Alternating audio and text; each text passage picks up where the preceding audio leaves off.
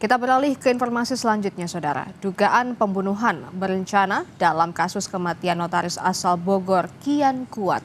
Dugaan ini terlihat dari rekonstruksi yang digelar Polda Metro Jaya.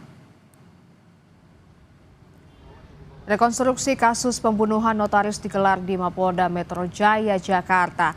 Rekonstruksi diperagakan oleh 3 tersangka sesuai peran masing-masing, mulai dari perencanaan hingga pembunuhan terhadap korban. Total ada 33 adegan yang diperagakan tersangka, salah satunya saat para pelaku menghabisi nyawa korban. Dan tersangka Herman mengeluarkan tubuh korban menggambarkan rekonstruksi ini adalah awal mula terjadi tindak pidana hingga perencanaan kemudian pembunuhan korban atas nama SA. Pada adegan ke-12 hingga ke-15, tersangka AW mempersiapkan gunting dan kemudian menusuk korban, kemudian juga mencekik korban sampai meninggal dunia.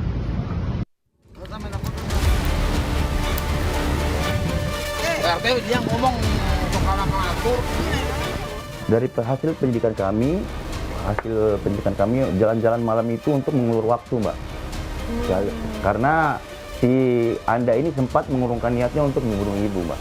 Tapi dipengaruhi terus sama si Warno. Akhirnya jadi mau, Mbak. Gimana itu Bu pada saat mendengar kabar almarhumah kemudian berpulang? Sedikit banyak shock dengar itu karena betul-betul kaget. Berapa hari yang lalu, 2 hari atau 3 hari yang lalunya itu kami masih ngobrol gitu.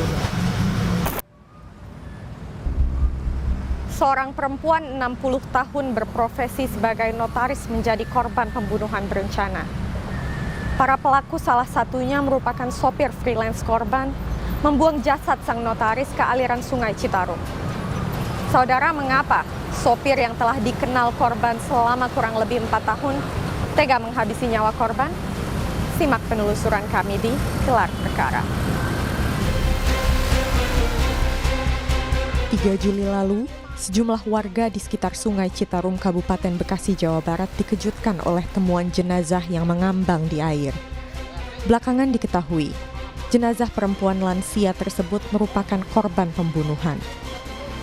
Yang mana dari hasil penyelidikan terindikasi bahwa ini merupakan korban pembunuhan.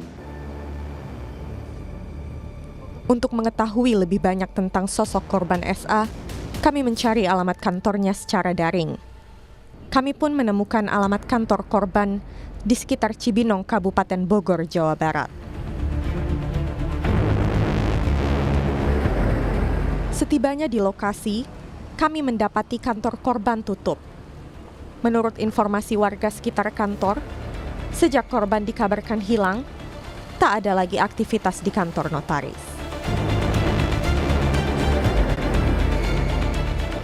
Selanjutnya kami menemui tetangga kantor korban, Mary. Pemilik toko di samping kantor korban mengaku sangat terkejut mendengar kabar kematian SA. Ya sedikit banyak shock dengar itu karena betul-betul kaget.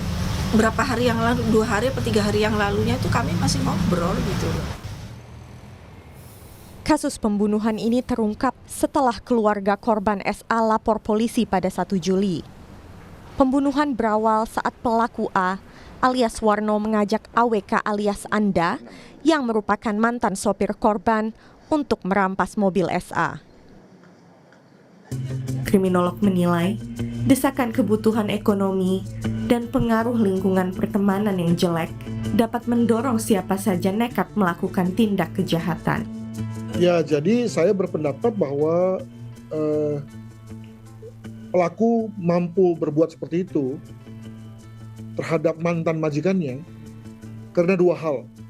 Pertama adalah adanya pertimbangan pragmatis sekali yang kemungkinan dia dihadapi oleh si pelaku. Ya, dengan kata lain misalnya ada kewajiban membayar hutang, kewajiban untuk mengangsur motor misalnya, maka lalu kemudian terpaksa dilakukan satu cara-cara yang betapapun itu melanggar hukum.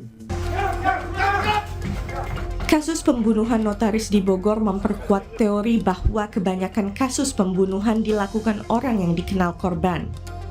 Psikolog forensik menyebut, ini terjadi lantaran pelaku punya akses untuk berkomunikasi dan berinteraksi dengan korban. Pada kasus pembunuhan, terutama di Indonesia, umumnya memang pelaku itu dikenal oleh korban. Mungkin sekitar 90%, 85-90% pelaku pembunuhan itu dikenal oleh korban dan tentu saja memang punya akses untuk bisa bertemu, berinteraksi, berkomunikasi dengan korban.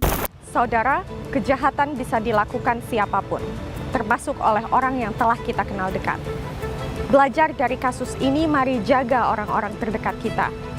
Dampingi dan selalu pantau keberadaan anggota keluarga yang telah berusia lanjut. Jihan Jufri, Bodia Vimala, Kompas TV, sampai jumpa.